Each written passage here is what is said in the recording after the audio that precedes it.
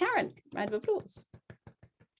Thank you very much, Sarah. Thank you. And thanks for inviting me. I just have to now do all the little things you have to do in the Zoom screen here.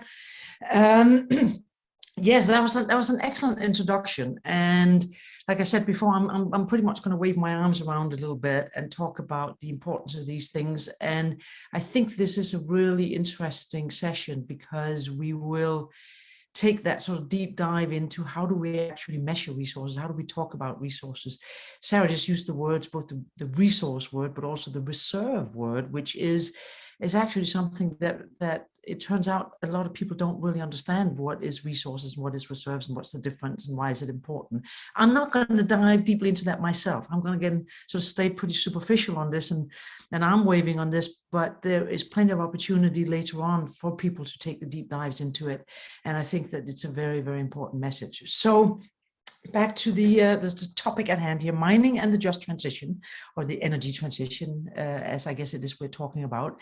And again, I will not actually talk that much about mining, but just about how we need to think about this as a society, because I think many times when we talk about a just transition, we sometimes talk quite locally. We're talking about a community that is undergoing some change, and what can we do to support that change and make it a just transition.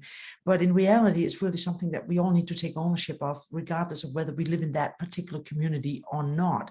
So when it comes to big changes globally, such as the energy transition, it is something that we all need to understand, and it's something that we all need to take responsibility for, so that everyone across the globe will actually experience this transition as a just transition.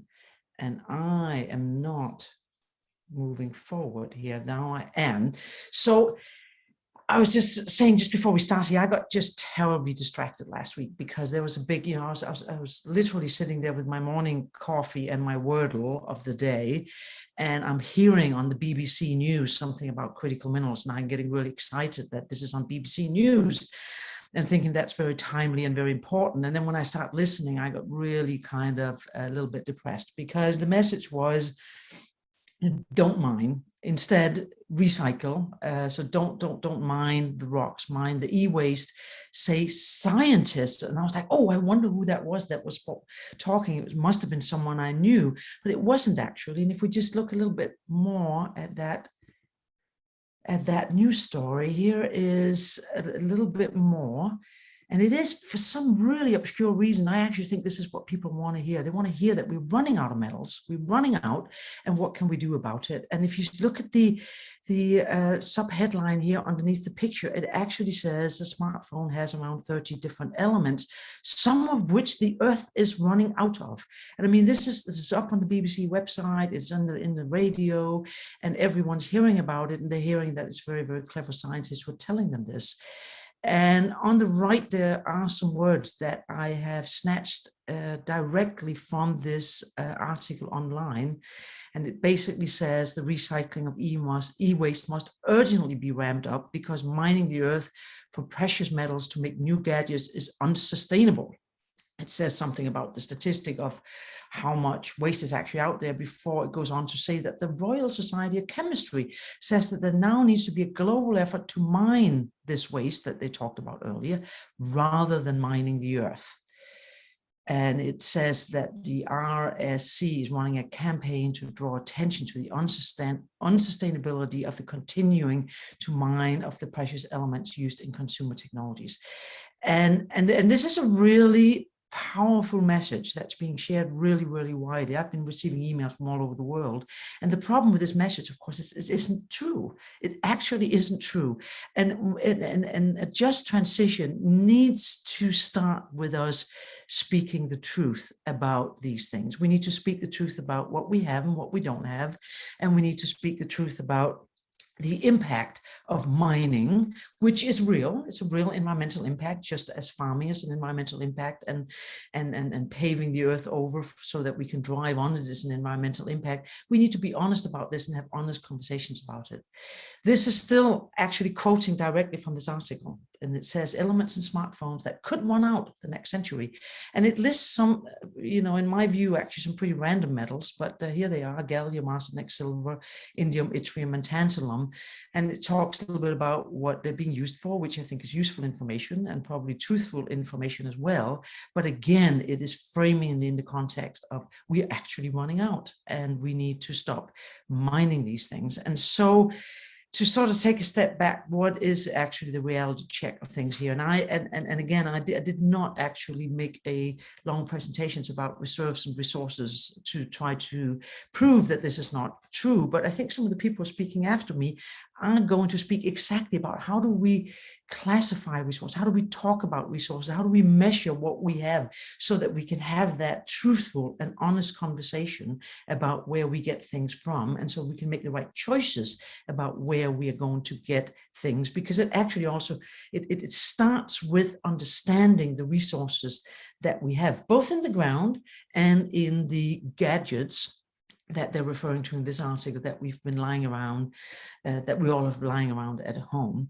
So the energy transition in a nutshell, I showed this picture last week, and someone was frustrated that I didn't show hydrocarbons on here. And in essence, that actually is true. It should be on here because it is going to be part of the energy transition.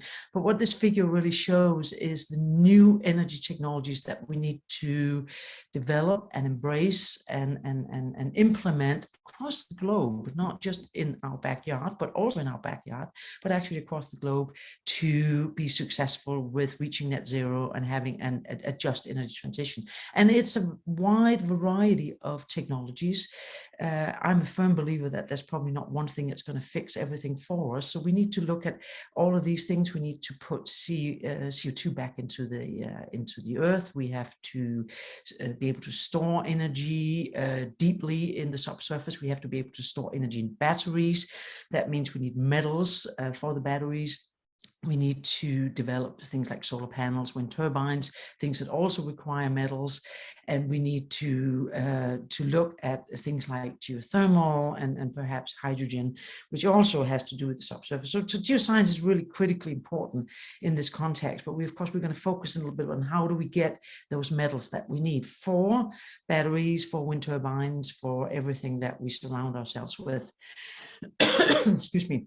This is a quite complex figure from a recent EU critical raw metals or minerals foresight report from 2020 that looks at which metals go into which technologies in the middle column there, and on the right you can say it's sort of the overall sectors that these technologies then enter into, and on the left you have a list of a lot of different elements, some of which were mentioned in that BBC article I mentioned earlier, and it's sort of color coded here in the sense that it is showing you which technologies is the metals used in and which sectors, but also how critical are they. And critical in this context, I'm not going to talk much more about that, but it's not how important are they, because they're all very, very important for all of these technologies. Actually, the technologies cannot exist without them. But critical in this context, and in the context of when we talk about metals always, is that critical means that not only is it important, but there's also a real risk that we can't get it. And of course, in principle, if the earth was running out, that would be a real risk that we couldn't get it. And that's why it's important to understand criticality. It's important to understand if there's a supply risk, as the for example is here for, you can see, I hope you can read it, the light and heavy rare earths, but also fairly high for things like magnesium, niobium, germanium, borates, and scandium. So why is it that these are critical? Is it because we are running out, or is it because of something else? And actually, smart people who do look at this find that it is actually almost never because we are in danger of running out. It is for a variety of other reasons. Again, I won't go too deeply into that, but it's really important to acknowledge that the reason that things become critical usually has to do with geopolitical issues, with how we process things and how we're using things as it goes. So backing up a little bit further, how do we get these elements? Because I think we all acknowledge we need them. We need them for the energy transition.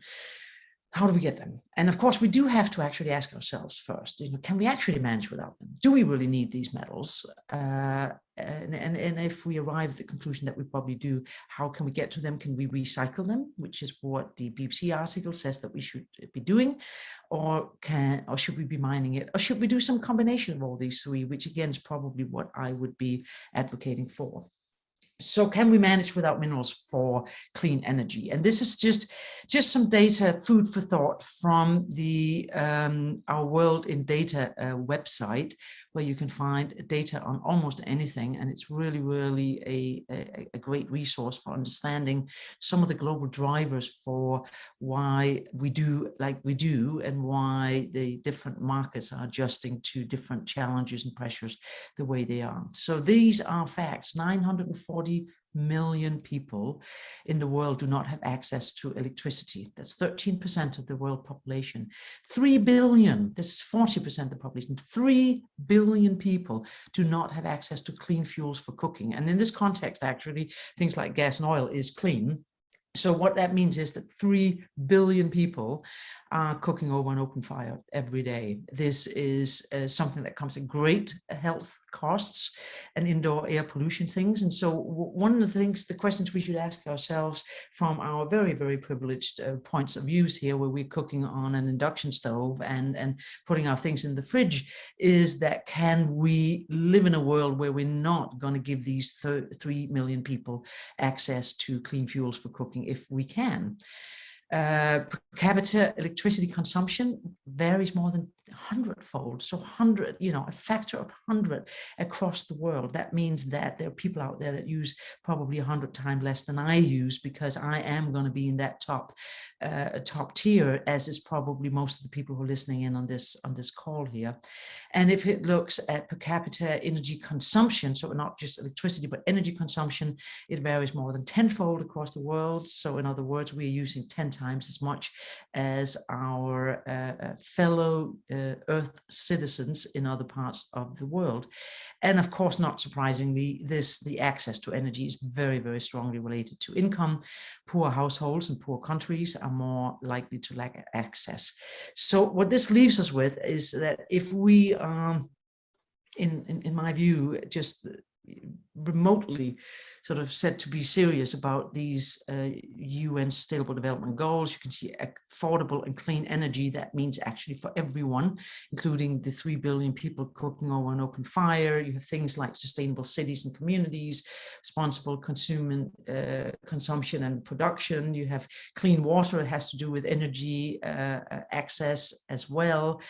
You have the climate action, you have life on land, you have all of these things actually depend on us being able to produce more energy, not less energy, as we move forward. Yes, it's possible that we in this part of the world can bring down our consumption a bit, but what's really the driver here is the 3 billion people that do not have access to clean energy, and the almost 1 billion people who do not have access to even electricity. So this is going to be a driver for what we need to do in the world going forward.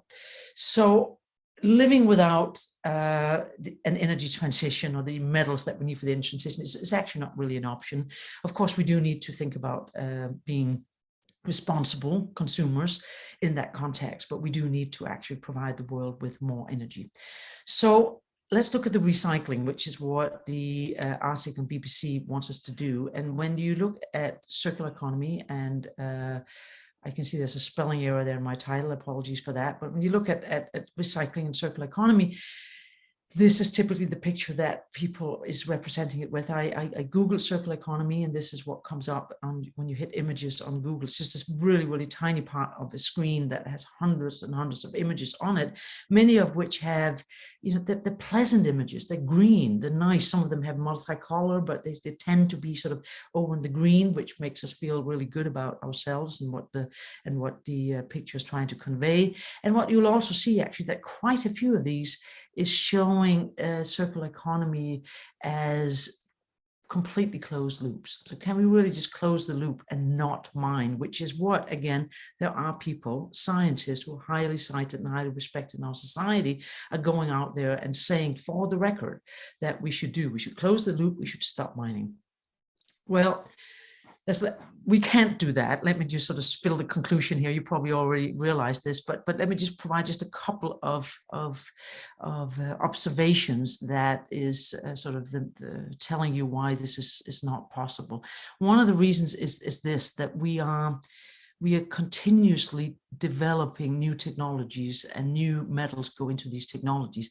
What that basically means is that things that we didn't use 10 or 20 years ago isn't going to be in our gadgets, and that means that it's not going to be there for us to recycle. And so we get more and more complex in the metals that we use, and that also means that the gadgets that we're using, the article again sort of said, well, there are 30 elements in a smartphone. I actually think it's probably more likely 50 or 60.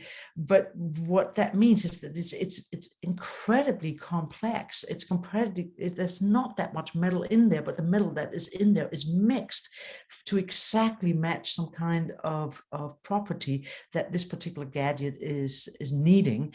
And when you want to try to recycle things like this, you actually have to unmix what you see on your right there. You have to unmix an alloy consisting of many different metals, and that is actually hugely energy demanding. So that's just going to drive our energy need up. And actually in reality, it is many times actually impossible for us to unmix the metals that we have in our gadgets.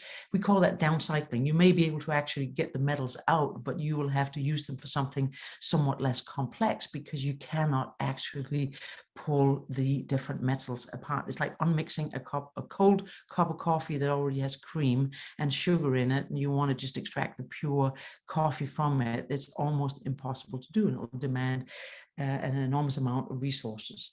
And this is probably the most important point actually, is that we have an increasing demand. And this is from the World Bank study from 2018. And I'm not going to go into detail with it, but what you see on the left is a list on the far left column there. It's a list of different metals. And then you have some filled in boxes that relate to the categories up on top. And those are all different energy technologies. And so what this tells you is which energy technologies do we need which metals for. And then the right-hand panel basically looks at those same metals. Now they are along the x-axis at the bottom, and then an estimated demand relative to 2018 for all of those metals. And as you can see on the far left of that right-hand panel, it says graphite, lithium, and cobalt. These are things that go into batteries, and that's of course because every single energy technology that we're trying to develop for the energy transition is going to depend on us transporting and storing the energy. And so batteries is universal for all the energy technologies. We are expecting demand to rise with more than 400% in the next approximately 30 years. So there's an enormous increase in demand. And actually, as you can see, some of them, the increase in demand is much, much less, but every single one of those elements, you are seeing an increase in demand. And for example, if you look at things like silver was on the list in the BBC paper, and also indium. And you can see here that we are expecting indium needs to increase with between 200 and 250%. So we're going to see an increasing demand. And basically, when you have an increasing demand, what can you do if you want to recycle? And so in some ways, if you look at all of the waste that's out there, and people tend to look at that, they seem to sort of think about all the waste that's out there in the world. If we put all of that together, clearly that's going to be a big resource. And that's true. It is. But the thing is, if we use everything that's out there, that's for every year of consumption that we've lived, then next year, once we've used it, there's nothing left for us to use. And this figure illustrates that. It's a little bit sort of boring, but let's just look at the pink panel here. If we only use something for 1 year, but we're seeing an 8% annual increase in demand, if we can recycle 100%, if our technologies of unmixing that cup of coffee are really so great that we just recycle all of it, what does it actually look like? Okay, we have the gadget, we have the metals in it, we're using it for 1 year, and we're recycling it 100%. But next year, there's an 8% annual increase. So that means it's only going to meet 92% of our need, because our need is bigger than it was the year we were actually using the gadget. And that is cumulative. And of course, if we can extract everything, that's what the other colors of the lines here show. If we can only extract 70%, 40%, or 10%, then it is, of course, going to cover even less of our need.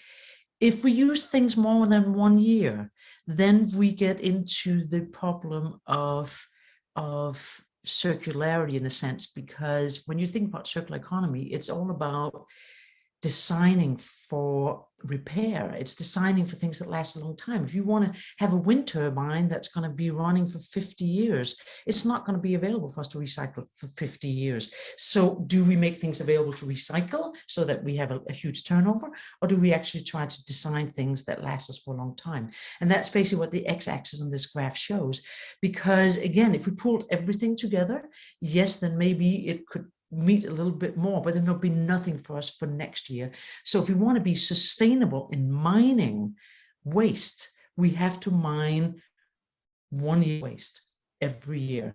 The following year, we can then mine another year's waste, but that is how we have to think about it. Otherwise, we're going to deplete also this resource, because that's what this is. This is just a resource, and it can be described very much in the same terms as a resource that's hidden in the rocks, which is one of the things that the speakers coming after me will talk about. How can we describe a resource?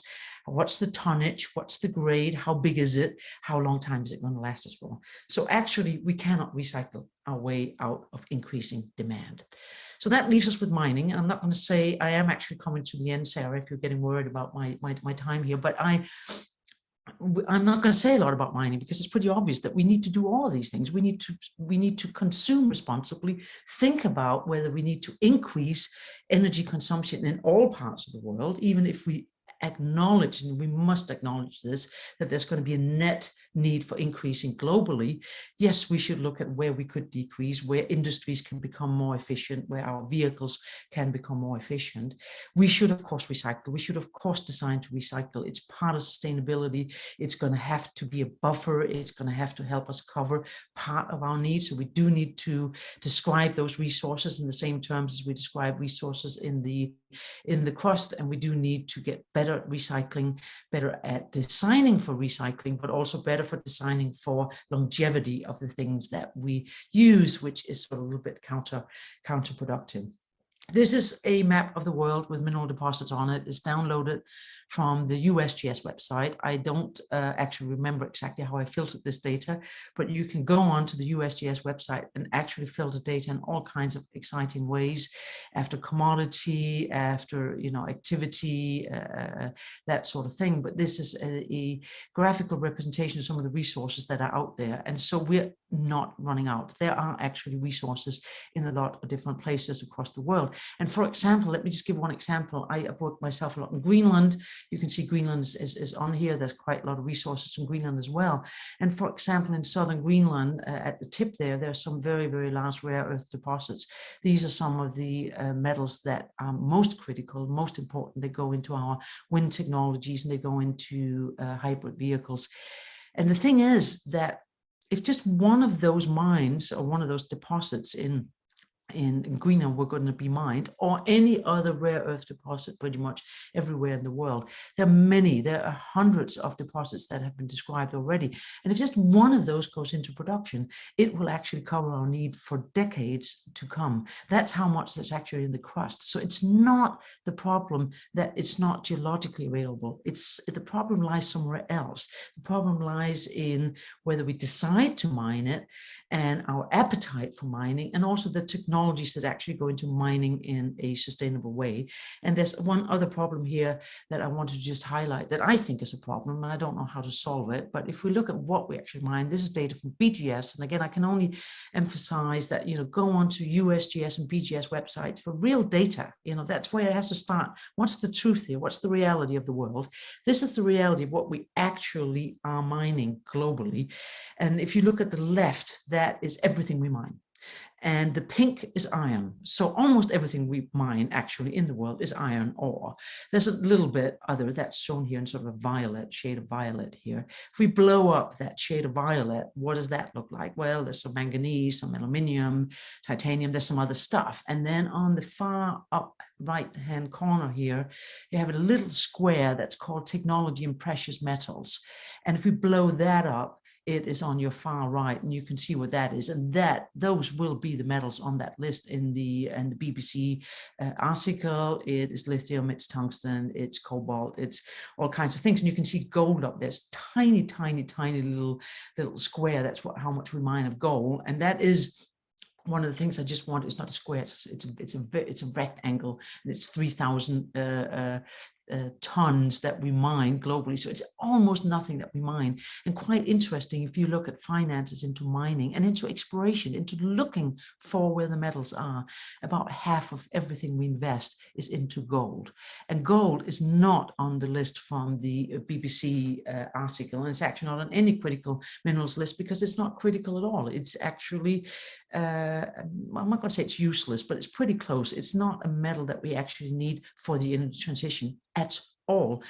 But nevertheless, it seems to be what investors are interested in. So I do think that as a society, we need to look at what are our business models for this? How are we arranging ourselves as a society, making sure that there's an interest and an appetite in industry, because industry is going to be the implementer of the energy transition at the end of the day. How do we get them to actually get interested in the things that are important and not just the things that are shiny? So that, I think, is one of the issues we have with the mining sector. And my last slide here, Sarah. This is, I think, what sustainability, minerals, a sort of circular economy perspective, and the just transition really maybe not what it looks like, but how we need to think about it. We need to think about responsible exploration, responsible mining, responsible processing. Actually, everything along this value chain, supply chain of minerals, needs to be done with the utmost respect for trying to be sustainable for the environment. We need to be honest about it. We need to be honest that we're generating waste everywhere in the mining phase and the processing phase. We need to get better at dealing with that waste, but until we start talking about the waste actually existing, we can't do that. We need to talk about substitution of raw materials, and we need to talk about design and production, because if these guys, the people who design things and the people who produce things, if they started taking an interest in where the metals came from and actually take even responsibility for where the metals came from, and maybe even a step further, take responsibility for making sure that things can be recycled, then perhaps we can move towards closing that loop. It'll never be closed, but we can move towards being more responsible. We can move towards having more secondary resources that we can bring back into the loop. So we have to keep things in the loop for as long as possible, have to keep every step inside the loop as responsible as possible, and we have to make as much of it stay in the loop in a recycling way of looking at the world. So that, in my view, is how we have to try to ensure a just transition. And that responsibility does not lie with the individual mining company in the individual town, in the individual country. It lies with all of us. And that's why the standards, the best practices, we need to disseminate them, we need to insist on them, and we need to have a common language that we speak when we talk about raw materials that helps investment. We're going to hear about the York model in just a little bit, but also when we talk about making decisions, because when we decide to not mine somewhere, we are actually deciding to mine somewhere else. And for us to make that the right decision there, we need to know everything. We need to know the truth, and we need to acknowledge the impact that mining has so that we can actually mitigate it and minimize it for a just transition for everyone. And with that, I am going to finally be quiet. Thank you very much for listening. Amazing. Thank you so much, Karen. A truly magnificent talk, as always. Massive round of applause. Thank you so much. Now there are questions, there's chatter going on in the chat. There's a lot of love for you coming in from other sources as well, people saying this is a truly brilliant talk, so thank you so much for sharing it with us.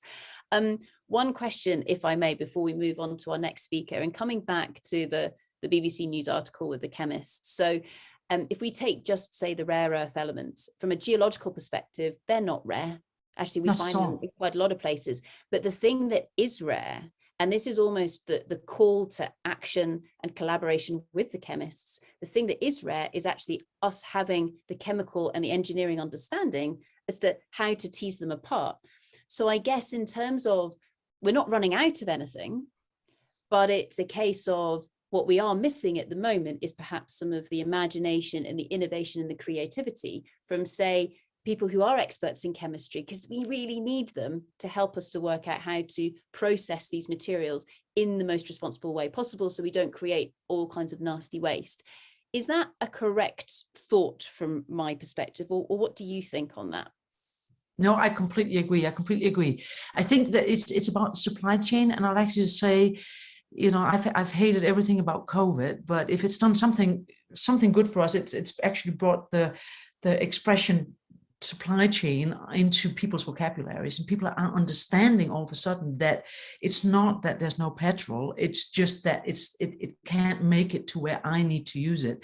And I think the supply chain of minerals is something that's been widely ignored, and people haven't really been interested in it. But that's exactly right, Sarah. That is very many times the bottleneck for criticality actually is that supply chain. And I think for rare earth metals, as you mentioned, the downstream processing in digging out of the ground is not that hard to do, but they're difficult minerals to handle. They're very difficult minerals to unmix. And I like, again, on purpose, I use that word, because lay people oftentimes think that when it comes to metallurgy, it's just like you go over to the rock and you pick out a chunk of metal and it's ready to go into your gadget. But there's that whole processing stream. And for rare earths, that is incredibly complex. And I think in the Western world, particularly, we used to mine a lot. We actually used to be really good at the downstream processes, the metallurgy, the processing.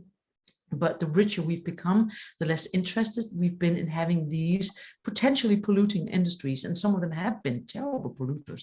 So again, rather than having an honest conversation about the pollution of these things and how we can mitigate that, we've said, well, why don't we just put this in somewhere else? Because the value chain, the supply chain, or value chain, if you will, the further downstream you get, the more value you add in each step. So the richer we've become, the more interested we've become in making these instead of selling just the rock, because the rock will maybe bring you, I don't know, 2 pounds for, X amount of metal. But if you can sell it in this, you're going to get 200 pounds per the same amount of metal. So we've been interested in maximizing profit. And in doing so, we have outsourced a very large part of the supply chain and value chain to countries who have needed it and had it available. But it's not because it's not available to us. It is just really an active choice. And I think that's also why I mentioned the business model for mining and for exploration. I think, we shouldn't become nationalistic about this and say we're going to be self-sufficient with everything, because we're not. There is some geological availability that will also not make that possible. But we could be much more self-sufficient than we actually are. And I think we need to move into a world where we're self-sufficient, not for nationalistic reasons, but for environmental reasons. We want it in our backyard so we can monitor it, so we can make sure it's the best practices. And we want it in our backyard because we are the biggest consumers, and we want to be responsible about how we connect our consumption to what actually gets dug out of the ground. So yes, you're absolutely right. It's the supply chain. And I think geoscientists have only recently also moved into that dialogue, and that's maybe one of the issues with this huge disconnect of the value chain. Different people. We've talked about the rocks. Someone else has talked about the metallurgy. Some third party has talked about, how do we build this and how do we put it in? And a different group yet has talked about recycling. And so I think geoscientists need to talk about recycling, because we do. I mean, we could view this as a rock, and probably should. That's the one thing I agree with in that article, is that yes, we should view this as a resource, but that means we have to describe it in a real way. We have to, again, be truthful and honest about what's in here and how hard the downstream processing of this is, and how hard it is to process a rare earth rock, and that being so hard, as you said, Sarah, that it actually usually has to go to China, because they're the only ones that can be bothered developing those technologies. long answer, sorry. No, it was brilliant, brilliant. So thank you so much, Karen. There is so much more that we could talk about, but in the interest of time, I'm now going to offer another round of applause for the lovely Karen.